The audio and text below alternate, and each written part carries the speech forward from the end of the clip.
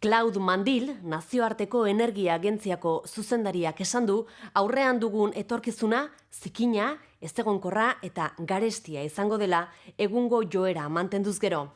Baina geure buruari galdetu beharko genioke posible ote den erregai fosiletan oinarritutako ekonomia batetik, iturri berriztagarrietan oinarritutako ekonomiara pasatzea, edo nola aurre egingo geniokeen petrolioaren desagerpenari. Hurrengo erreportajean, eztabaida horien inguruan hainbat adituk duten iritzia jaso dugu.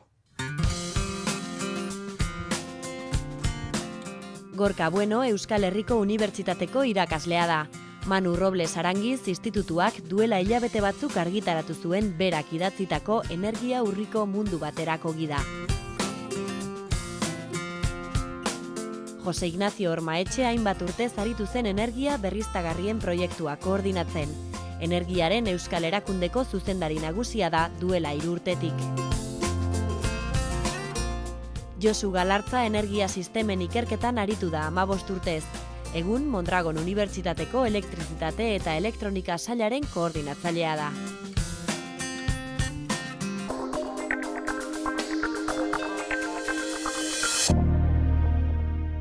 Petrolea ez dakigu noiz amaituko da, noizbait, baina egia da gero eta garestiagoa izango dela. Zergatik, arrazoi nagusia da petrolea erreza edo erraz ateratzen den petrolea lurretik ia amaituta dagoela. Amaituko da, edo espada amaitzen lehenago hain garestia izango da, ezingo dugula petrolearen menpe jarraitu gure garapena eta gure konsumoa. Ekonomia hazkundera oso lotuta dago azkenean petrolio prezioekin. Beste faktore batzuk badira baita, espekulazioa eta hirugarren bat azkenean baliabide mugatu bat dela.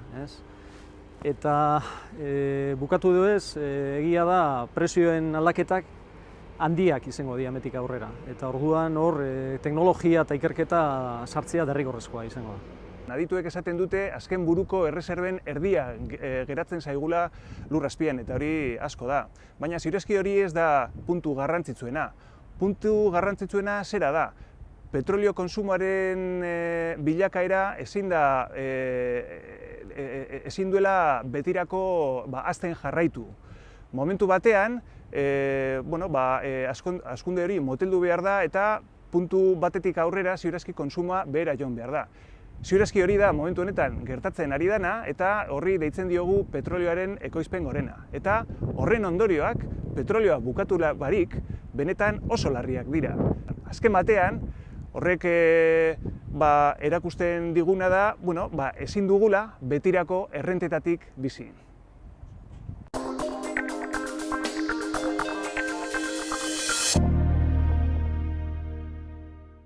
Garraio sektorean petrolioarekiko mendikotasuna itzela da. Egungo konsumoaren 85% baino gehiago petrolioaren deribatuena da. Eta zentzu horretan, ziurezki, etorkizunean, mugikortasuna murriztu beharko da.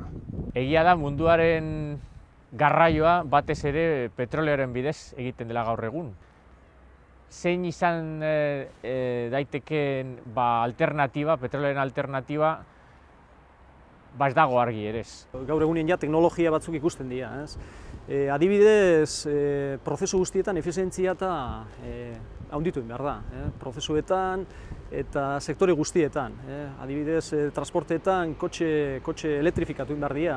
Gaur egunean kotxe klasikoak bakarrik 20% efizientzia daukate. Eta kotxe hibriduak, gasolina eta gasoiliakin eta kotxe hibriduak, konparatuta kilometroko kostea, kotxe klasiko batekin, laurden kostea daukate.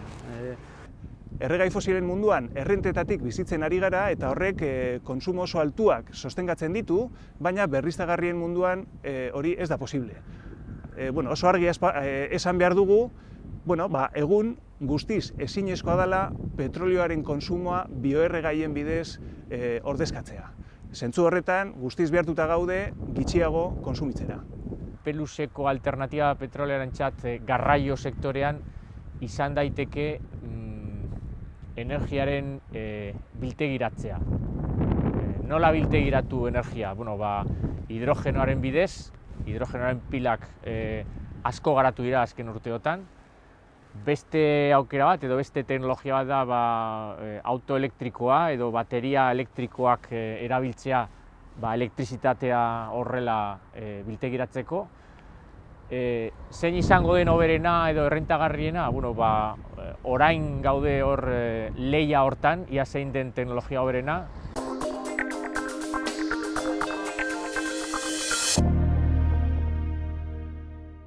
Hidrogenoaren teknologiak, puntako teknologiak dira, baina arazo erronka teknologiko asko sortzen ditu, eta horretan ere ikerketa pilo beharko da eta garapen teknologiko handia. Hidrogenoa badaka paper klabe bat energia berriztagarriak eta integratzeko. Azkenian hor baia ikusten dira proiektuak eta energia berriztagarriak eta kontutan aukinda energia eolikoa eta beste energia batzuk daukaten karakter aldakorra, behar dira sistema batzuk energia gordetzeko. Gaur egunean kosteak onion oso garestia dira, baina hemendik dekada batzutara kosteak ia erdibitu egingo dira.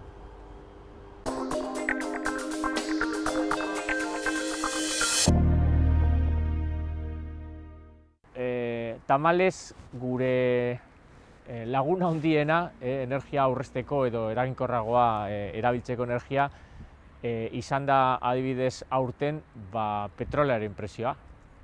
Eta petrolearen upela $100 baino handiagoa izan duenean prezioa, orduan izan da somatu genuenean konsumoaren murriztea. Energia berriztagarriak gehiago erabili behar ditugu eta beste alde batetik energia kontsumoa murriztu behar dugu. Gainera nik uste dut tarte handiak daudela oraindik energia gutxiago kontsumitzeko bizi maila galdu barik. Efizientzia energetikoaren bidez eta aurrezte energetikoaren bidez.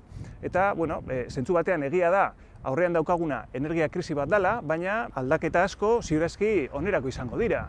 Adibidez, naturari egindako zauri larriak sendatzeko edo sistema ekonomiko hori aldatzeko. Zentzu askotan ikuste dut aldaketak onerako izan daitezkeela.